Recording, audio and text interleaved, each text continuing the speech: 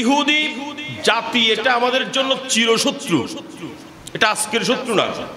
এই ইসরায়েলিরা 400 নবীকে একদিনে হত্যা করেছে। বড় করে বলেন, 400 নবীকে হত্যা করেছেন তারা, কোন প্রকার চিন্তা করে নেই।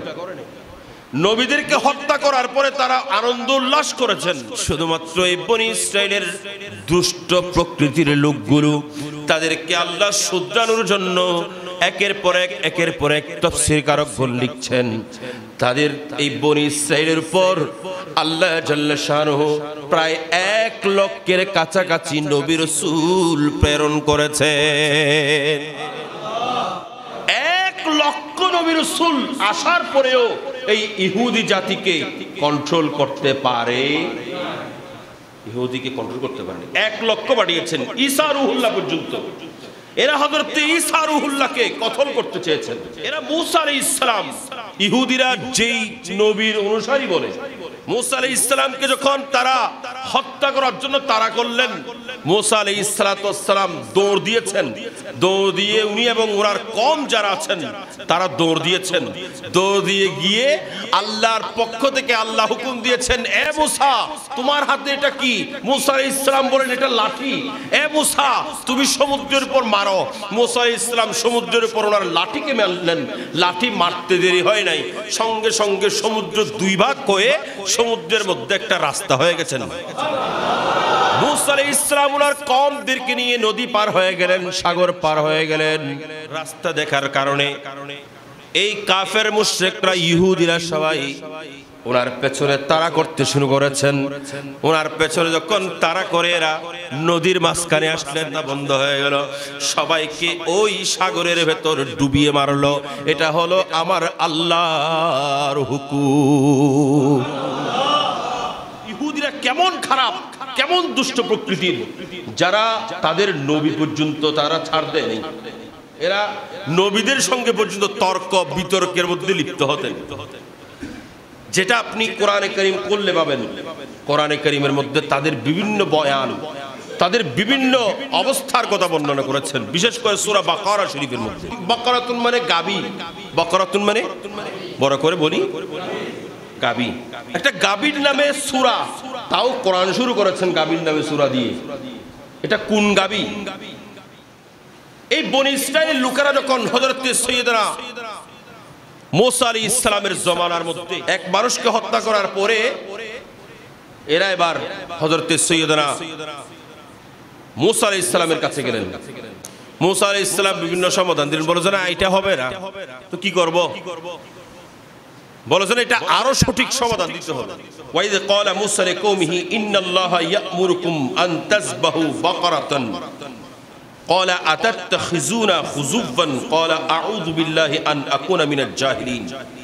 মূসা আলাইহিস সালাম বলে যে ঠিক আছে, সঠিক সমাধান নাও, তোমরা একটা গাবি জবাই করো। কি জবাই করো? কথা বলেন কি? একটা গাবি জবাই করো। গাবি জবাই করার পরে মৃত গাবির পা দিয়ে তোমরা যখন মৃত ব্যক্তিকে আঘাত করবা, এই মৃত ব্যক্তি জীবিত হয়ে তোমাদেরকে জানিয়ে দিবে কে তাকে হত্যা করেছে। আচ্ছা, ও গাবি ইবো মরে গিয়ে মানুষ দেবে, ইবো মারা গিয়ে মরা গাবির ট্যাং দিয়ে রে বারে দিবি, মরা মানুষ জিন্দা এরে খবর হবো না আর হরবে। আল্লাহর কুদরত দেখুন। ক্বালু আতাত্তাখিযুনা খুযুফান, তারা বলেন তুমি কি আমাদের সঙ্গে উপহাস করছো নাকি? এখানে একটা কথা মনে রাখবেন, নবী, এই নবী শব্দটা নাবাউন থেকে। নাবাউন, নাবাউন মানে যিনি গায়েবের খবর দেন, অদৃশ্যের সংবাদ দেন, তাকে বলা হয় নবী। নবী কাকে বলে? যিনি অদৃশ্যের সংবাদ দেন তাকে বলা হয় নবী। এখন যিনি অদৃশ্যের সংবাদ দিতে পারেন তাকে যদি নবী না মানেন, আপনি যদি বলেন নবী গায়েবের খবর দিতে পারে না, গায়েব শুধু আল্লাহ জানে, নবী জানে না, তাহলে আমি প্রশ্ন করব নবী শব্দের অর্থ কি? নবী শব্দের অর্থই হলো গায়েব কি খবর দেনে ওয়ালা। আর একটু বড় করে বলেন না। আমরা বলি না আউয়াল ও আখির সবই কুছ জানে, দেখে বঈদ करीब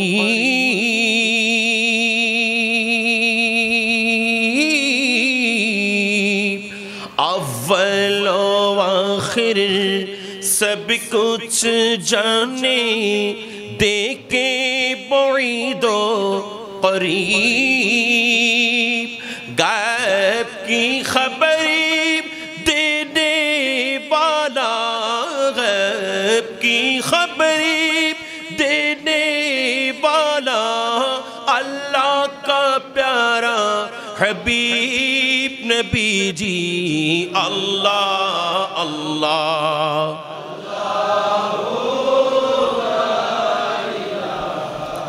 इल्लाह अल्लाह अल्लाह।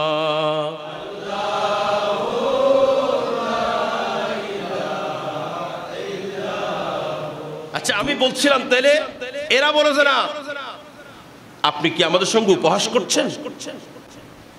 আতাত্তাখিজুনা হুজুফান, মুসা কালিমুল্লাহ বলেন আমি উপহাস করা থেকে আল্লাহর কাছে পানা চাই, তোমরা এগুলো কি বলছো? তারা বলছেন ক্বালু দুউ লানা রাব্বাকা ওয়া ইউবাইয়িন লানা মা হিয়া। এ মুসা কালিমুল্লাহ আপনি আল্লাহর কাছে প্রার্থনা করুন, আল্লাহর কাছে দোয়া করুন তিনি যেন আমাদেরকে ওয়ায়ুবাইয়িন লানা মা হিয়া, এটা কেমন হবে, গাবিটা কেমন হবে, এটা ডিটেইলস যেন বর্ণনা করে। ক্বালা ইন্নাহু ইয়াকুলু ইন্নাহা বাকারাতুন লা ফারিদুন ওয়ালা বিকরুন আওয়ারুল বাইনা যালিকা ফাফআলু মা তুমারুন।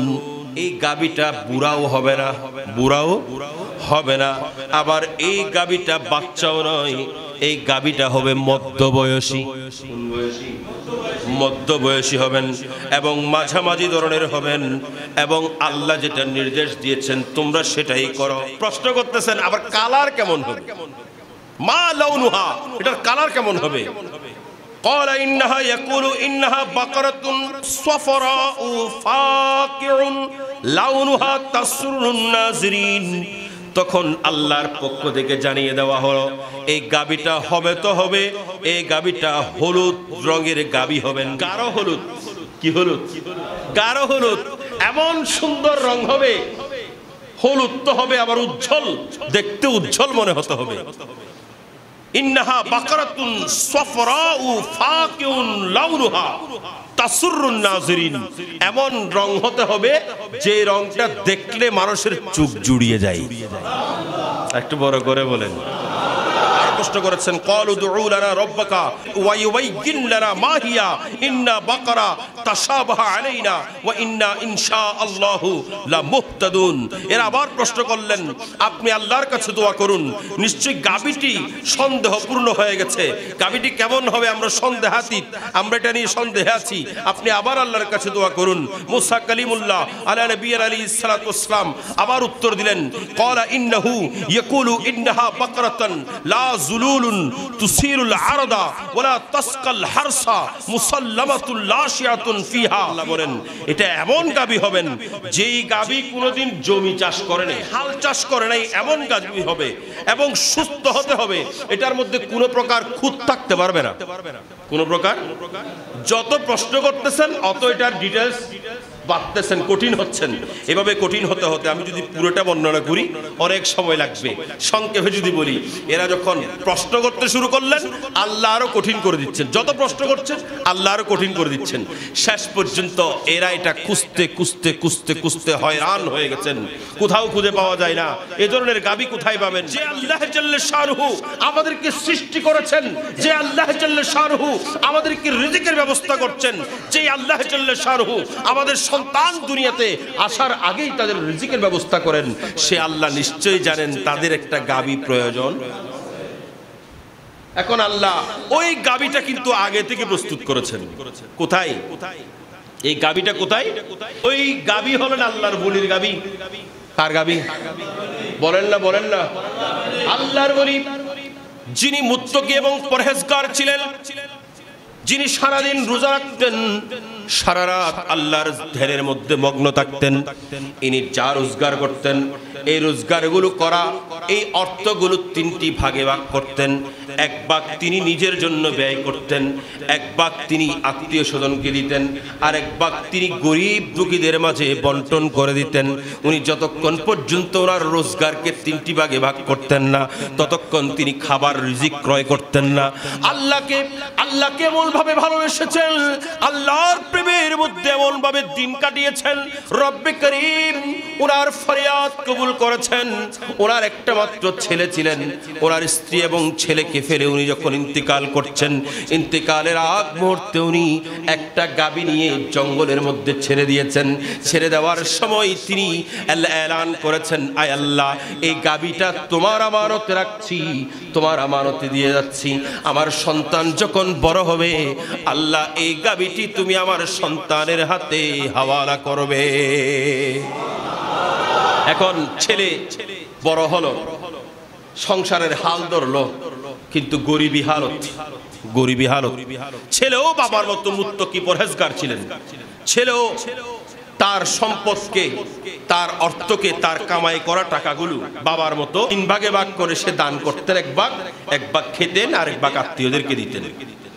এখন মাও কিন্তু পরহেজগার। মা বলেন, বাবা আমরা তো টানাটানি সংসার, এখন তোমারও অবস্থা তেমন ভালো না, তুমি একটা কাজ করো, তোমার বাবা তোমার জন্য একটা মিরাস রেখে গেছেন, উত্তরাধিকারী সূত্রে একটা সম্পদ রেখে গেছেন, এই সম্পদটা নিয়ে আসো। বলে যে মা কোন ধরনের সম্পদ?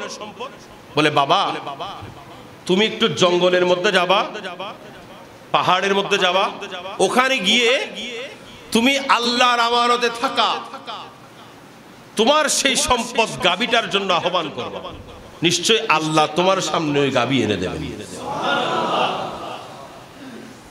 ওই সন্তান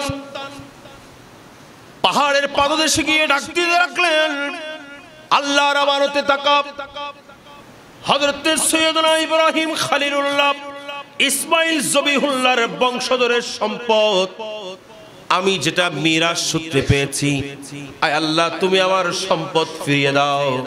আল্লাহর কাছে ডাক দিতে দেরি নাই, এমন সুন্দর একটা গাভী এসে ওই ছেলের সামনে, ওই যুবকের সামনে দাঁড়িয়ে গেল। যুবক যখন এত সুন্দর একটা গাভী দেখতে পেল, মায়ের নির্দেশ ক্রমে ওই গাভীটার রশি ধরে নিয়ে আসলেন মায়ের কাছে। ওগো আমার আম্মা জান, আপনার কথা মতো আমি ডাক দিয়েছি, এই গাভীটা পেলাম, মা এটাকে এখন কি করব বলো? তখন মা বলেন, বাবা তুমি এটাকে বাজারে নিয়ে যাও, 3 দিরহাম দিয়ে তুমি এই গাভীটা বিক্রি করবা। কয় দিরহাম? ওনার ডরে থাকবেন, হয়তো 3 দিরহাম দিয়ে আবার গরু পাওয়া যায় না। তখনকার 3 দিরহাম, এগুলো এখনকার না। যখন 1 দিরহাম দিয়ে গরু পাওয়া যেত, তখন তিনি বলেছেন 3 দিরহাম দিয়ে এই গরুটাকে বিক্রি করে আসুন। এখন 3 দিরহাম দিয়ে গরু বিক্রি করতে গেছেন। আল্লাহ বলে যে একজন ফেরেশতা যাও একটু পরীক্ষা করো সে তার মার কথা মতো চলে কিনা। আল্লাহর পক্ষ থেকে এক ফেরেশতা এসে উপস্থিত হলেন, যুবকের গরু দর করা শুরু করেছেন। বাবা এটা কয় টাকা? যুবক বলে 3 দিরহাম। কয় দিরহাম? ফেরেশতা বলে যে এত সুন্দর গরু 3 দিরহাম? আরে বাবা তুমি ভুল করতেছো, আমি তোমাকে 6 দিরহাম দেব, তুমি কাউকে বলিও না, আমাকে গরুটা দিয়ে দাও, 6 দিরহাম দেব, ডবল দেবে। ওই সন্তান বলে যে না, আমি 3 দিরহামের কমও বিক্রি করবো না, 3 দিরহামের ঊর্ধ্বও বিক্রি করবো না, কারণ আমার মায়ের নির্দেশ। সুবহানাল্লাহ। আরো বড় করে বলেন, মায়ের নির্দেশ পালন করে ওই যুবক আল্লাহর কাছে এমন প্রিয় হয়েছেন, মহান রব্বুল আলামিন বলেন এই যুবক আমার পরীক্ষায় পাস করেছেন, এই যুবক আমার পরীক্ষায় পাস করেছেন, এই যুবক সতের উপর অটল, এই যুবক হকের উপর অটল, এই যুবককে আরো বেশি পুরস্কার আমি আল্লাহ দিতে পারি। এর আগেই মা বলে দিয়েছেন, বাবা 3 দিরহামের জায়গায় যিনি 6 দিরহাম তোমার কাছে দেওয়ার জন্য চেয়েছে, এটা কোনো মানুষ ছিল না, এটা একজন ফেরেশতা। সুবহানাল্লাহ। একটু বড় করে বলেন। মা বলতেছেন এটা কি? ফেরেশতা। এটা মানুষ না, ফেরেশতা।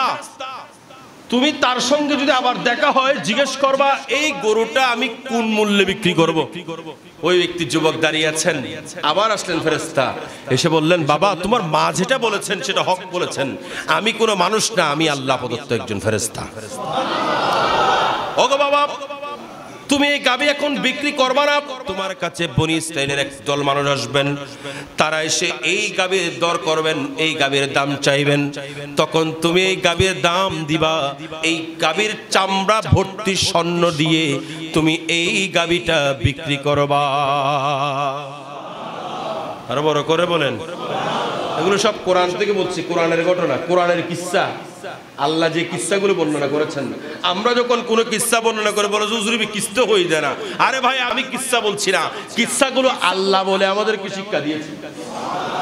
মুসা কালিমুল্লাহর নির্দেশ মতো তারা আসলেন, দেখেন হ্যাঁ যেভাবে বলেছেন ঠিক সেই ধরনের গাবি একটা পাওয়া গেছে, যেটা সারা পৃথিবীর মধ্যে বিরল একটা গাবি। এই ধরনের গাবি তখনও কোনোদিন ছিল না, এখনো কোনোদিন নাই। সুবহানাল্লাহ। ওগো যুবক, আপনার কাছ থেকে এই গাবিটা আমরা কিনতে চাচ্ছি, কত টাকা লাগবে? যুবক বলে এই গাবির চামড়ার উপর স্বর্ণ মুদ্রা রাখতে রাখতে, যত স্বর্ণ মুদ্রা রাখলে এই গাবির চামড়া পরিপূর্ণ হবে তত স্বর্ণ মুদ্রা দিতে হবে, তাহলে আমি গাবি বিক্রি করব। আচ্ছা এবার বলেন তো, ইহুদিরা যদি চাইতেন সর্বপ্রথম গরু একটা এনে গাবি একটা এনে জবে করলে হয়ে যেত, ঠিক না? মুসা আলাইহিস সালাম বলেছেন একটা গাবি জবে করো, গাবি জবে করে গাবির ফা দিয়ে তুমি ওটাকে আঘাত করো, ওই মরা মানুষ জিন্দা হয়ে যাবে, জিন্দা হলে সে বলে দিবে তাকে কে কতল করেছে। এরা সহজটা বাদ দিয়ে এরা মুসা আলাইহিস সালামকে বলে যে গাবির রংটা কেমন হবে, গাবি দেখতে কেমন হবে, গাবি কোন বয়সী হবে। তখন যত বলতেছেন তত এটা কঠিন হয়ে যাচ্ছে, তত কঠিন হয়ে যাচ্ছে, যত প্রশ্ন করবেন তত কঠিন হবে। সেজন্য একটা কথা মনে রাখবেন, বেশি প্রশ্ন করা এটা হলো ইহুদিদের কাজ। কার কাজ? ইহুদির কাজ। বেশি গুতাগুতি করা, খুদ বের করা, এটা ইহুদিদের কাজ। আল্লাহ আমাদেরকে ইহুদিদের কর্ম থেকে পানাদান করুন। আর বড় করে বলেন, এই গাবিটা যত দাম চেয়েছেন তত দাম দিয়ে ক্রয় করেছেন। ওই সন্তান যে এখন গরিবী হালতে ছিলেন, ওই সন্তান এখন ধনী লোকে পরিণত হয়েছে। আল্লাহ এখানে দুইটা জিনিস রেখেছেন। একটা জিনিস হলো আল্লাহর প্রেমের মধ্যে যারা বিভোর হয়ে যায়, যারা আল্লাহর বন্ধু হয়ে যায়, আল্লাহ জাল্লে শানু তাদের মাঝে কোনো অভাব রাখে, এটার প্রমাণ দিয়েছেন আল্লাহ এই সূরা বাকারার এই বর্ণনার মধ্যে, এই বর্ণনার মাধ্যমে।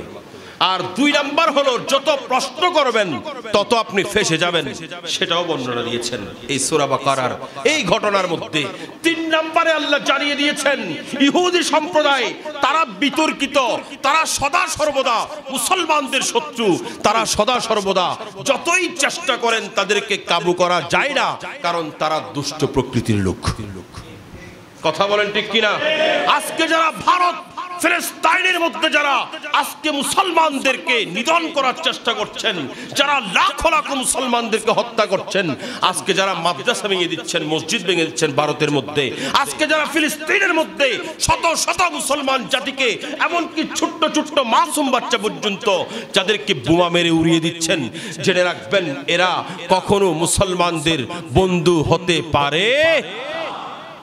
আর আমরা যারা মুসলমান, আল মুসলিমু আখুল মুসলিম, এক মুসলমান আরেক মুসলমানের ভাই, এক মুসলমান আরেক মুসলমানের ভাই নয়, বরং আমার রাসূল বলেছেন এক মুসলমান আরেক মুসলমানের জিসিমের মতো, শরীরের মতো। জিসিমের একটা জিনিস যদি হাতের মধ্যে কোথাও ব্যথা লাগে, আপনার শরীর, পুরো শরীর জর্জরিত হয়ে যায়। কথা বলেন ঠিক কিনা? আপনার যদি মাথায় কোথাও আঘাত লাগে, আপনার পুরো শরীর জর্জরিত হয়ে যায়। আপনার শরীরের যে কোনো একটা অঙ্গের মধ্যে যখন কোনো একটা আঘাত হয়, আপনার পুরো শরীর জর্জরিত হয়ে যায়। ঠিক তেমনি করে এক মুসলমানের উপর যখন আক্রমণ হয়, একজন মুসলমানের উপর যখন আক্রমণ হয়, তখন মুসলমান বসে থাকতে পারে? আমাদেরকে আমাদের মতো করে প্রতিবাদ করতে হবে। আমাদেরকে জানিয়ে দিতে হবে আমরা মুসলমান যারা বাংলাদেশের মধ্যে আছি, আমরাও ফিলিস্তিনের মুসলমানের ভাই। কথা বলেন ঠিক কিনা? স্বাধীন হলো অসংখ্য নবী রাসূলদের আস্তানা, অসংখ্য নবী রাসূল যেই জায়গার মধ্যে এসে আল্লাহর পক্ষ থেকে ইসলাম প্রচার করেছেন, যেই জায়গার মধ্যে এসেছেন, যেই জায়গার মধ্যে তাদের স্মৃতি আছে, আমরা আপনারা সবাই আল্লাহর কাছে দোয়া করব আল্লাহ যেন এই ফিলিস্তিনবাসীর উপর রহম দান করুন।